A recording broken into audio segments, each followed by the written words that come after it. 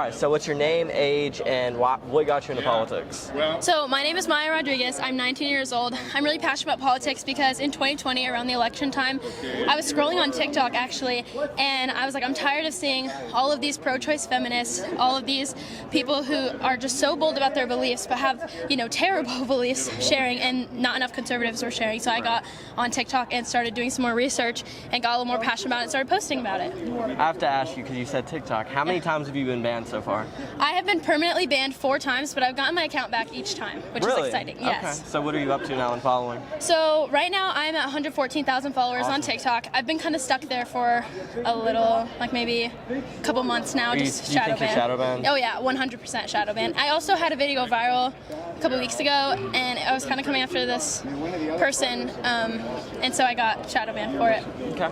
Yeah. So you said you're extremely pro-life. So what would you say to women that say, what if it was What's your answer to those women? Yeah, so those are really, really hard questions, and I think that they're asked pretty often. And I would say, like, does another act of violence undo the violence that is done on a woman? No, it does not. It causes more violence. It can cause more trauma. I would say that we need to make sure that this woman who has experienced this really terrible event in her life, like, I would hope that she would get all the help that she needs, counseling, the support that she needs, and not to kill her baby, but rather to, give her reasons as to why to keep her baby, about how that life is valuable and how her life is valuable, just as valuable as the baby's life, and that the gets prosecuted to the full extent. Well, it's like the saying, you can't fight fire with fire. Yeah. And before we address the literally 0.5% of all abortions, let's address the 99.5 and say the others are wrong. Yeah. That's my take on abortion. I totally agree. All right, let's go to the next question. So I know you said you're extremely pro-life.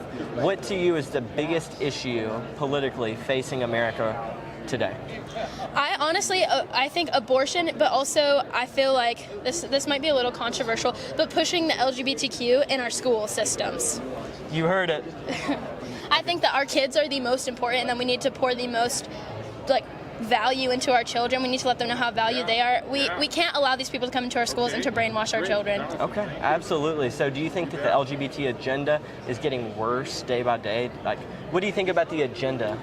I guess, what do you think about the slippery slope? Because it seemed like in 2013, gay marriage was legalized, and it's just gone downhill ever since. Yeah, it keeps going, and that's the problem, is that people don't know how to stop. So first it was marriage, and then it's adoption, and then it's different things like that. And honestly, I feel like they just need to keep their hands off our kids, because really what it's doing is pushing this, lack of identity on children, to where, now we have kids in high schools who are like, oh, I'm non-binary, and different things like that. And it's a mental battle, like it really is. And so gender dysphoria. Yeah, it's gender dysphoria, and so we really need to be pouring into our kids, like, hey, this is not necessarily even just how God created it to be, but this is the way that things need to be, is that marriage is between a man and a woman, and at least promote these ideas within children. Once they're 18, they can decide for themselves, that's their choice again, but at the same time, it shouldn't be pushed on our kids at all.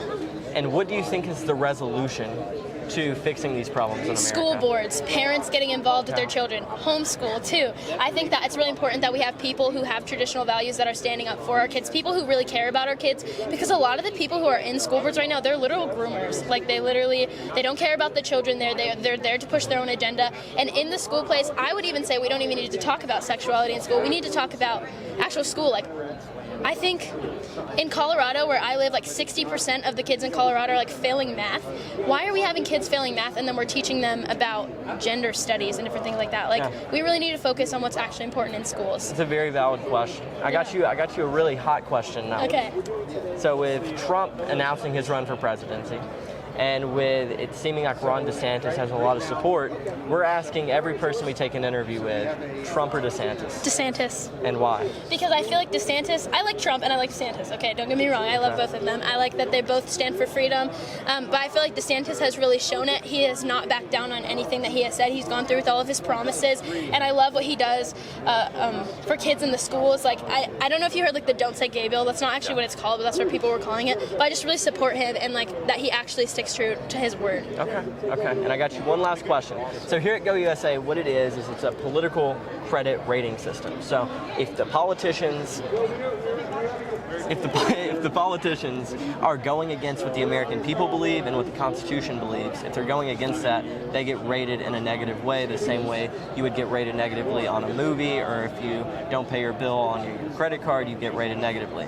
So would you back that and say that's a solution to the problems with our election systems? I would say yes, that would totally help, because I think we need to hold these people accountable. We need to hold these corporations and different people accountable. So I'm It absolutely. seems right now like there's really nothing holding them accountable, especially when it comes to the election system.